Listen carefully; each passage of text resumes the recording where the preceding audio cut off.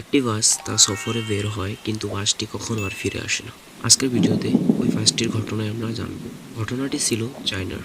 Time ছিল 14 November 1995। ওদিন রাত একটি বাস, চায়নার একটি বাস, যার নাম্বার ছিল 375 অর্থাৎ 375। ওই বাসটি তার নির্ধারিত সময়ে ইউয়ান বাস টার্মিনাল থেকে তার যাত্রীদেরকে নিয়ে ফ্র্যাগ্রেন্ট হিলের জন্য বের হয়ে যায়।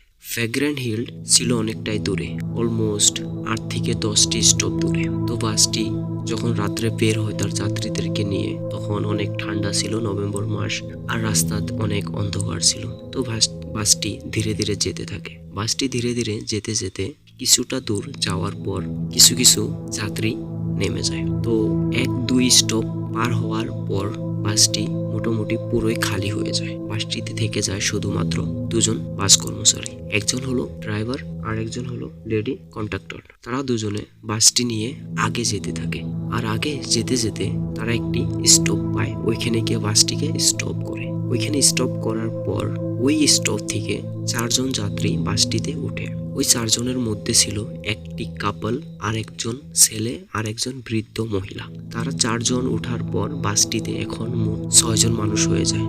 ওই কাপল 2 জন বাসের লেফট সাইডের একটি সিটে বসে, আর ওই ছেলেটি রাইট সাইডের একটি সিটে বসে, আর ওই মহিলাটি, বৃদ্ধ মহিলাটি, ওই ছেলেটির পিছের সিটে বসে। তারপর বাস ওইখান থেকে যেতে থাকে। তো বাসটি যেতে যেতে কিছু দূর যায়। কিছু দূর যাওয়ার পর বাসের ড্রাইভার দেখতে পারে 2 জন মানুষ রাস্তার পাশে দাঁড়িয়ে আছে। তো প্রথমে ড্রাইভার ভাবে যে সে গাড়িটা এখানে রাখবে না, কারণ যে 2 জন মানুষ ওইখানে দাঁড়িয়ে ছিল, ওই 2 জন মানুষ কোনো স্টপে দাঁড়িয়ে ছিল না, কোনো বাস স্টপে দাঁড়িয়ে ছিল না। তারা 2 জন এমনিতে রাস্তার পাশে দাঁড়িয়ে ছিল। তখন বাস লেডি কন্ট্রাক্টর তাকে বলে যে বাসটা আমরা এখানে স্টপ করে দেই। আমরা যদি এখানে স্টপ না করি তাহলে এই 2 জন মানুষ বাস মিস করে দিবে, আর যদি মিস করে দেয় তাহলে হয়তো তারা আজকে রাতের জন্য এখানে আর বাস পাবে না, কারণ আজকে এই বাসটি লাস্ট, আমাদের বাসটি লাস্ট। তারপর এই চিন্তা করে তারা বাসটি ওইখানে স্টপ করে দেয়। আর যখন তারা স্টপ করে, তো ভিতরে থাকা প্যাসেঞ্জার আর তারাও দেখে যে হ্যাঁ, আউটসাইডে মানে বাহিরে 2 জন মানুষ। তো বাসটি স্টপ করার পর ওই 2 জন ব্যক্তি বাসের পিছনের দরজা দিয়ে বাসটিতে এন্টার করে। আর বাসটিতে এন্টার করার সাথে সাথে বাসে থাকা বাস কর্মচারী আর প্যাসেঞ্জার তারা একটু অবাক হয়ে যায়, কারণ যারা একটু আগে তাদেরকে বাহিরে দেখেছে 2 জন, এখন তারা বাসে ওঠার সাথে সাথে 3 জন হয়ে যায়। আর তার থেকে বেশি অবাক করে দেওয়া বিষয় ছিল যে ওই বাসটিতে যে 3 জন মানুষ ওঠে, তারা কিছু আজব ঢঙের কিছু পোশাক পরেছে, যেগুলো পোশাক চীনের প্রাচীন কালের মানুষ পরতো। আর ওই 3 জনের মধ্যে একজন ছিল 2 জনের কাঁধে ভর করে, এরকম করে মনে করো কাঁধে ভর করে শুয়ে রয়েছিল। তখন বাসের লেডি কন্ডাক্টর তাদেরকে বলে, অর্থাৎ প্যাসেঞ্জারকে বলে যে আপনারা চিন্তা করতে লাগবে না, তারা হয়তো কোনো নাটক কোম্পানিতে কোনো কাজ করে, আর তারা কাজ করতে করতে তাদের লেট হয়ে গেছে, এই জন্য হয়তো তারা আজকে তাদের কস্টিউম চেঞ্জ না করেই এখানে বাস ধরার জন্য চলে আসছে।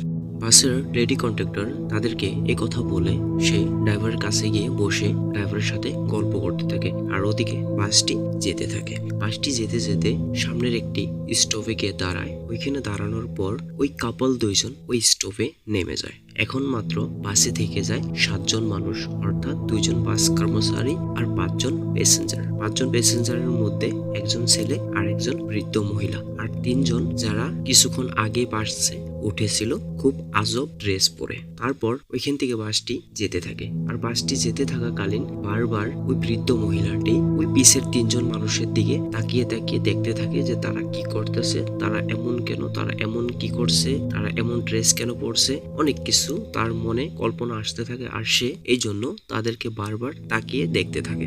ওই মহিলাটি তাদের দিকে তাকাতে তাকাতে সাডেনলি একটি চিৎকার করে বলে যে মহিলাটির সামনে থাকা ছেলেটি নাকি তার পার্স চুরি করেছে। তো সে বলে যে আমার পার্স আমাকে ফেরত দাও। তখন ছেলেটি বলে যে না, আমি তো আপনার পার্স চুরি করিনি, তো আপনার পার্স আমি কোথায় থেকে দিব। তখন তাদের মধ্যে কিছু তর্ক বিতর্ক হতে থাকে। তখনই বাসের লেডি কন্ডাক্টর তাদের সামনে আসে বলে যে কি হয়েছে। তখন ওই মহিলা বলে যে এই ছেলেটি আমার পার্স চুরি করেছে, আর তাকে বলো আমার পার্সটি ফেরত দেওয়ার জন্য। জন্য। তখন ছেলেটি বলে যে না, আমি তো আপনার পার্স চুরি করিনি। তখন ওই লেডি কন্ট্রাক্টর বলে যে ম্যাম, এই ছেলেটি আপনার পার্স কি করে চুরি করবে, যেহেতু ছেলেটি আপনার সিটের আগে বসেছে, তো সে আপনার থেকে কি করে পার্স চুরি করতে পারে। তখন ওই মহিলাটি বলে আমি সেগুলো জানি না, বাট সে আমার পার্স চুরি করেছে, তাকে বলো আমার পার্সটি দেওয়ার জন্য। আর যদি সে না দেয় তাহলে এখানে গাড়িটা থামাও, আমি তাকে নিয়ে পুলিশ স্টেশনে যাব। তো তখন কি করে ওই বাসটি ওখানে থামায় আর তাদেরকে নামিয়ে দেয়। তখন ওই ছেলেটি ওই মহিলাকে বলে যে ম্যাম, আপনার তো পার্স আমি চুরি করিনি, আপনি কেন মিথ্যা কথা বললেন, আর আপনার জন্য এখন আমার এই বাসটি মিস হয়ে গেল। তখন ওই মহিলাটি ওই ছেলেটিকে বলে তোমার বাস মিস হয়েছে তো কি হয়েছে, তোমার জানটা তো বেঁচে গেছে। তখন ওই ছেলেটি বলে কি বলছেন এটি, বলছে যে হ্যাঁ, তোমার বাস মিস হয়েছে ঠিক, আর তুমি আমার পার্স চুরি করনি এটিও ঠিক, কিন্তু তোমার জান বেঁচে গেছে। এটি কি করে জানো? তখন বলে কি করে? তখন বলে মনে করো ওই বাসে থাকা 3 জন প্যাসেঞ্জার যারা পিছনে বসে আছে তারা কি জানো? তখন সে বলে যে কি, বলে আমি তাদের দিকে তাকিয়ে তাকিয়ে অনেকক্ষণ দেখছিলাম। যখন আমি দেখি তো এক সময় এমন হয় যে বাসের মধ্যে অনেক বাতাস চলে আসে, আর বাতাসের জন্য তাদের কাপড় কিছু উপরে উঠে যায়, আর তখন আমি তাদের পায়ের দিকে তাকাই, তাকানোর পরে দেখি যে তাদের পা নেই, অর্থাৎ তারা মানুষ না। এই কথা শুনে ছেলে অবাক হয়ে যায়। তখন বলে তো এখন কি করা যাবে? তো বলে এখন কি করা যাবে, চলো আমরা পুলিশের কাছে গিয়ে পুলিশদেরকে বলি এই কথাটা। তখন ওই ছেলেটি বলে যে আমরা তো নেমে গেলাম, তো বাসের যে ড্রাইভার আর বাসের যে লেডি কন্ডাক্টর তাদের কি হবে? তখন ওই মহিলা বলে যে আমি ওই লেডিটিকে বলেছিলাম যে তারা কিছু আজব, তারা হয়তো কোনো মানুষ না। তখন ওই লেডি বলে যে আপনি একটু বয়স হয়ে গেছে আপনার, তো আপনি হয়তো কিছু উল্টাপাল্টা দেখেছেন, এমন কোনো কিছু না। তো ওই মহিলাটি আমার কথাটি তেমন কোনো গুরুত্ব দেয়নি। এখন তারা বুঝবে কি হয় সেটা আমরা জানি না, চলো আমরা গিয়ে পুলিশকে বলি। তখন তারা ওইখান থেকে একটি পুলিশ স্টেশনে গিয়ে তো পুলিশকে বলে এমন এমন এমন এমন হয়েছে। তখন পুলিশটি ওই ছেলেকে জিজ্ঞাসা করে যে তুমি দেখেছো? তো ছেলে বলে যে না, আমি দেখিনি, আমাকে সে বলছে। তখন পুলিশ তাদেরকে বলে যে না, এমন কোনো কিছু হতে পারে না, এগুলা সব এমনি মিথ্যা, বাদ দেন, আপনারা চলে যান, আপনি মহিলা মানুষ, বুজুর্গ মানুষ, আপনি হয়তো কোনো উল্টাপাল্টা দেখে ফেলছেন। এই কথা বলে পুলিশ তাদেরকে এখান থেকে পাঠিয়ে দেয়। তারপর দিন চলে আসে 15 নভেম্বর 1995। ওদিন মর্নিং মানুষ জানতে পারে যে বাস নম্বর 375 অর্থাৎ 375 বাসটি গায়েব হয়ে রয়েছে। সে এখন পর্যন্ত তার ফাইনাল ডেস্টিনেশনে এসে পৌঁছে নেই। তারপর ধীরে ধীরে মানুষ বুঝতে পারে যে বাসটি কোথায় হারিয়ে গিয়েছে। তখন পুলিশদের কানে এই খবরটি যায়। খবরটি যাওয়ার পর পুলিশ বুঝতে পারে যে কালকে রাত্রে মহিলা আর ছেলে যে কথাগুলো বলেছিল ওই কথাটি কোথাও না কোথায় সত্যি। তখন পুলিশ ওই মহিলা আর ওই ছেলেকে পুলিশ স্টেশনে নিয়ে তাদেরকে জিজ্ঞাসা করে যে আপনারা কি দেখেছেন। তখন তারা বলে যে আমরা এমন এমন দেখেছি। তারপর পুলিশ তাদের কথা শুনে ওই বাসটিকে খুঁজতে বের হয়ে যায়, আর বাসটিকে খুঁজতে খুঁজতে তারা বাসটিকে পায় ফ্র্যাগ্রেন্ট হিলস থেকে 100 কিলোমিটার দূরে একটি নদীতে পড়ে রয়েছে। তারপর তারা বাসটিকে ওইখান থেকে তোলার পর তারা দেখতে পারে যে বাসটির ভিতরে 3টি ডেড বডি। 2টি হলো বাস কর্মচারী অর্থাৎ বাসের ড্রাইভার আর বাসের লেডি কন্ডাক্টর, আর একজন ছিল ওই মানুষটি, যে মানুষটি ওই 2 জন মানুষের কাঁধে ভর করে উঠেছিল। আর তার থেকে ভয়ানক কথা ছিল এটি যে ওই 3 জন মানুষের যে বডি, সেই বডিগুলো ডিকম্পোজ হয়ে গিয়েছিল, মোটামুটি অনেকটি ডিকম্পোজ হয়ে গেছিল। এখন কথা হলো যে যদি কালকে রাত্রে তারা মারা গিয়েছে, তো পানির তলে থাকার পরেও ডেড বডিগুলো এত তাড়াতাড়ি কি করে ডিকম্পোজ হয়ে যায়। আর তার থেকে ভয়ানক কথা কি ছিল জানো? যে বাসটি ফ্র্যাগ্রেন্ট হিলস থেকে 100 কিলোমিটার দূরে গিয়ে নদীতে পড়েছিল।